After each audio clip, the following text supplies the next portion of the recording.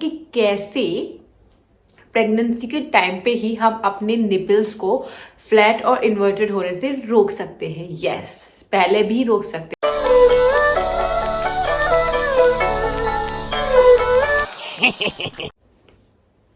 Hello everyone, welcome back to my YouTube channel life of north Indian in south. तो सबसे पहले thank you so much मेरे last blog को इतना ज़्यादा पॉजिटिव रिस्पांस दिया ना, और इतने अच्छे अच्छे डीएम्स आए मुझे कि मैं सच में मैं तो खुश हो गई कि वाओ, मेरा ये वाला जो टॉपिक मैंने सोचा था कि पता नहीं लोग क्या बोलेंगे वाला, जो एक टैबू रहता है ना कि ओ लोग क्या बोलेंगे, इसलिए मैं ऐसे कंटेंट कवर नहीं करती। मेरी सोच थी वो लोगों ने बदल दी कि नहीं, लोग बहुत ही ज़्यादा इंटरेस्टेड है मेरी, यहाँ तक कि मैं नॉर्मल ब्लॉग से ज़्यादा लोग इस पर ज़्यादा पसंद कर रहे हैं।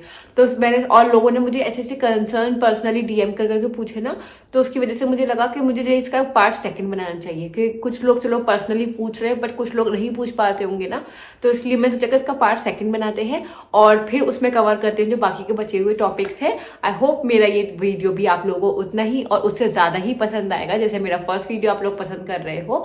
तब शुरू करते हैं। और इस वाली वीडियो को मैं लेती हूँ 2 टॉपिक्स में कवर कर रही हूँ उसके अंदर। तो हमारा जो फर्स्ट टॉपिक है वो मैं कवर कर रही हूँ कि कैसे प्रेगनेंसी के टाइम पे ही हम अपने निपल्स को फ्लैट और इन्वर्टेड होने से रोक सकते हैं। यस, पहले भी रोक सकते हैं। तो अब वो कैसे रोक सकते हैं ये मैं अपने पास से नहीं बता रही, ये मेरी गायनेकोलॉजिस्ट ने ही मुझको बताया था। और मैंने इसको इतना सीरियस नहीं लिया था क्योंकि सच में मैंने ये चीज़ें कभी सुनी ही नहीं थी लाइफ में कि ऐसा कुछ होता भी है। बट जब मेरे साथ हुआ तो मुझे पता चला कि नहीं यार, मेरी गायनेकोलॉजिस्ट ने मुझसे कहा था, मुझे सुनना चाहिए था, मुझे करना चाहिए था।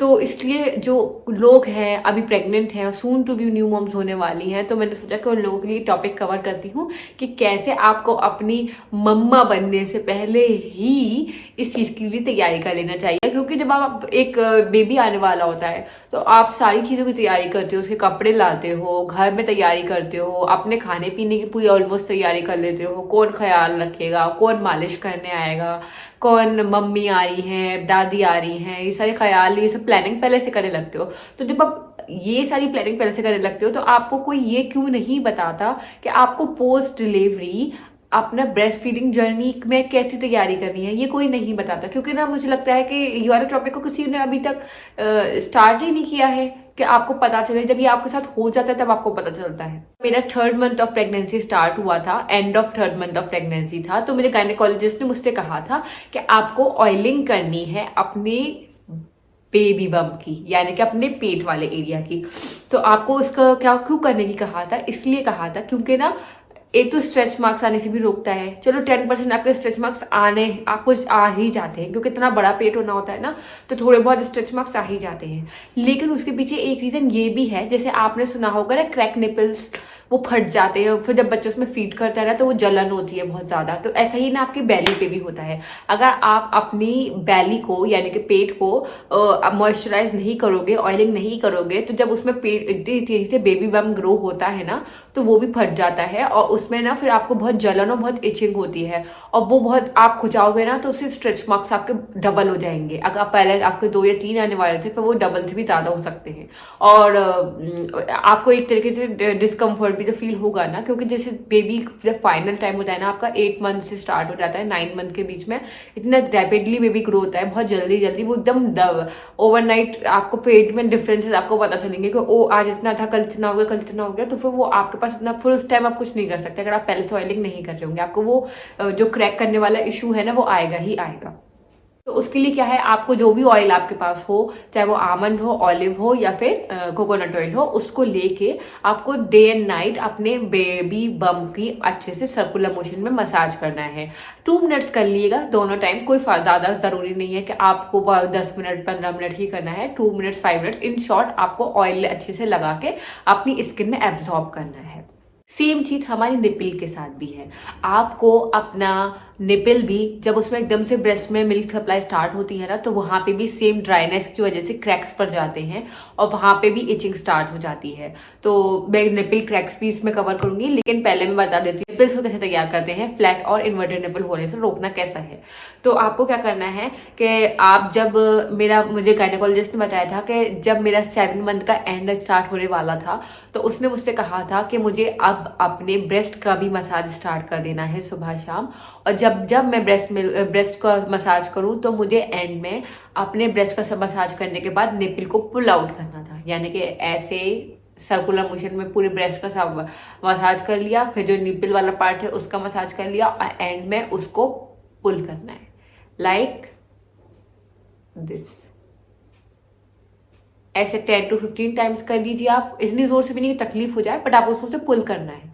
आप अब उसको पुल करोगे तो क्या होगा, जब ब्रेस्ट मिल्क आता है तो उसकी वजह से जो अब आपके ब्रेस्ट हैवी हो जाते हैं तो उसकी हैवीनेस की वजह से आपके निपल थोड़े बहुत अंदर चले आते हैं। जैसे आपके 4th है, इतना निपल है तो ब्रेस्ट विल सप्लाई आने की वजह से वो इतना दिखने लगता है बाहर, जिनके ऑलरेडी ऑप्टिमम निपल्स होते हैं, बड़े निपल्स होते हैं। लेकिन जिनके इतने नॉर्मल होते हैं या फिर कहीं थोड़े छोटे होते हैं, जब उनका मिल्क सप्लाई आती है तो फिर उनके निपल्स फ्लैट हो जाते हैं या फिर बिल्कुल इन्वर्टेड, बिल्कुल अंदर चले जाते हैं। तो क्या है कि अगर आप पुल आउट करोगे प्रेगनेंसी के 7 मंथ के एंड से ही, तो फिर क्या होगा कि वो थोड़े से पुल हो के थोड़े से बड़े हो जाएंगे साइज में। फिर जब आपका ब्रेस्ट मिल्क सप्लाई आएगी तो 1-2-3% तो आपका बाहर रहेगा ही ना। फिर क्या होगा उससे कि आपके बेबी को लैच करने में ईजी रहेगा और आपको यह इन्वर्टेड निपल इशू और फ्लैट निपल इशू नहीं होगा। जो लास्ट टॉपिक है हमारा वो है क्रैक निपल्स। तो सेम चीज जैसे मैंने बैली की बताया कि वहां पे फट जाता है, ड्राइनेस हो जाती है, खुजली आती है, जख्म सा बन जाता है, तो उसके लिए आपको ऑयलिंग करनी है 3rd मंथ से ही, क्योंकि 3rd मंथ से बेबी का बम निकलना स्टार्ट हो जाता है। तो वैसे ही आपको वहां पे ऑयलिंग करनी है। तो ऐसे ही सेम क्या है कि आप जो है निपल पे 7 मंथ के एंड से मसाज करते रहेंगे वहां पर, तो क्या होगा आपको क्रैक निपल इशू नहीं होगा, क्योंकि वो जब इसमें मिल्क सप्लाई आती है ना वो भी एकदम से बड़ा होता है, जैसे बैली बड़ी होती है। तो जब वो भी एकदम से बड़ा होता है ना तो क्या होता है वहां पर ड्राइनेस आती है, इचिंग, खुजली और फिर क्रैक निपल्स हो जाते हैं। और फिर जब बच्चा उसमें लैच करता है ना तो बच्चे का सक्शन इतना ज्यादा होता है ना कि उसके फोर्स की वजह से ना वहां पे ब्लीडिंग भी हो जाती है, किसी किसी को जख्म बनने लगते हैं, तो फिर वो ज्यादा तकलीफ दे हो जाता है, क्योंकि बच्चे को तो पीना ही है ना।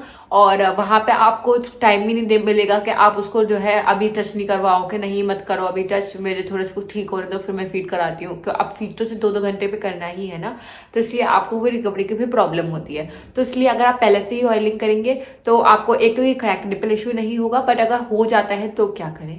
तो अगर आपको क्रैक निपल हो गए हैं और वहां पे आपको जख्म सा होने लगा है तो आप क्या करोगे, डॉक्टर से सबसे पहले आप अपना कोई ऑइंटमेंट लिखवाओगे। अगर नहीं होगा तो मैं आपको यहाँ पे सजेस्ट कर दूंगी कि आप कौन सा ऑइंटमेंट यूज कर सकते हो। और वो डॉक्टर ने मुझे पोस्ट प्रेगनेंसी भी बताया था कि अब आपको जो है क्या करना है कि सुबह शाम अपने निपल को मॉइस्चराइज करना है। कोई भी एक अच्छा सा मॉइस्चराइजर ले लीजिए, अपने निपल को अच्छे से मॉइस्चराइज करना है और उसको जब बेबी को फिर फीड कराना हो तो एक वाइप से या गीले कपड़े से या उसको अच्छे से पोंछ के फिर बेबी को फीड कराइएगा। तो उससे क्या होगा कि वो मॉइस्चराइज रहेगा, उसके अंदर ड्राइनेस नहीं पैदा होगी और बेबी लैच करता रहेगा, तो आपको ज़्यादा तकलीफ नहीं होगी। बट अगर वहाँ पे जख्म हो जाता है तो आपको क्या करना है, दवा लगानी है और बेबी को फीड कराने से पहले उसको सेम क्लीन करना है। क्लीन करने के बाद आप वहाँ पे निपल शील्ड लगाएंगे। निपल शील्ड आपको सिर्फ निपल पुल आउट करने के लिए नहीं होता, आपका निपल शील्ड जो है इस अगर क्रैक इशू हो जाता है, जख्म वाला इशू हो जाता है तो भी डॉक्टर सजेस्ट करते हैं आपको, लैक्टेशन कंसल्टेंट सजेस्ट करते हैं कि आपको निपल शील्ड लगा के अब निपल बेबी को फीड कराना है। तो उससे क्या होगा, एक लेयर बन जाएगी उसके बाहर, तो बेबी तकलीफ ज्यादा नहीं होगी और ब्लीडिंग वगैरह जैसा इशू नहीं होगा। बट क्या होगा कि बेबी एक लेयर बन जाएगी, तो वो बेबी जब सक्शन करेगा ना तो आपके निपल पे इतना जख्म पे इतना फोर्स नहीं बनेगा कि आपके वहां पे तकलीफ ज्यादा हो जाए। तो इसलिए आप फिर जो है निपल शील्ड भी यूज कर सकते हो और अपने स्किन का जो आपका एक रूटीन है ना वो निपल के क्रैक को ठीक करने का वो फॉलो करेंगे तो 1 वीक के अंदर से पहले ही आपका वो निपल भी ठीक हो जाएगा। और आई होप ये वीडियो आपको बहुत ज्यादा इन्फॉर्मेटिव लगी होगी और अगर मेरी वीडियो से किसी को भी हेल्प होती है तो मुझे बहुत खुशी मिलेगी कि मेरी वजह से किसी को हेल्प हो रही है। तो चलिए ये वीडियो यहीं पे खत्म करते हैं। अगर मेरा आज का वीडियो आपको पसंद आया तो please do like share comment subscribe to my YouTube channel और बाय।